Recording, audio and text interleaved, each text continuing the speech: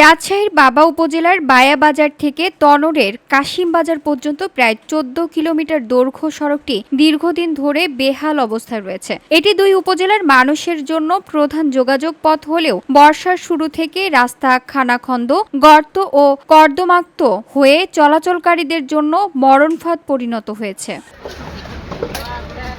স্থানীয়রা জানান, সামান্য বৃষ্টিতেই রাস্তার গর্ত আরও বেড়ে যায়, যার ফলে স্কুল কলেজ পড়ুয়া শিক্ষার্থীরা ভোগান্তির মধ্যে পড়েন। বড় যানবাহন যেমন ভ্যান ও ইজি বাইক চলাচল বন্ধ হয়ে গেছে, তেমনি ব্যবসায়ী ও কৃষকরাও তাদের মালামাল ও ফসল বাজারে পৌঁছে দিতে সমস্যার মুখোমুখি হচ্ছেন। বায়াবাজারের ব্যবসায়ী আব্দুল হাকিম জানিয়েছেন, প্রতিদিন মালামাল পরিবহনে ঝুঁকি ও অতিরিক্ত খরচের মুখে পড়তে হয়। কৃষক মাসুম আলী বলেন, আমাদের উৎপাদিত ফসল শহরে দিয়ে যেতে এই রাস্তায় একমাত্র পথ। রাস্তাটি ভাঙা থাকায় গাড়ি চলাচল বন্ধ, ফলে ফসল বিক্রি ও কৃষি উৎপাদনের ক্ষতিগ্রস্ত হওয়ার আশঙ্কা তৈরি হয়েছে।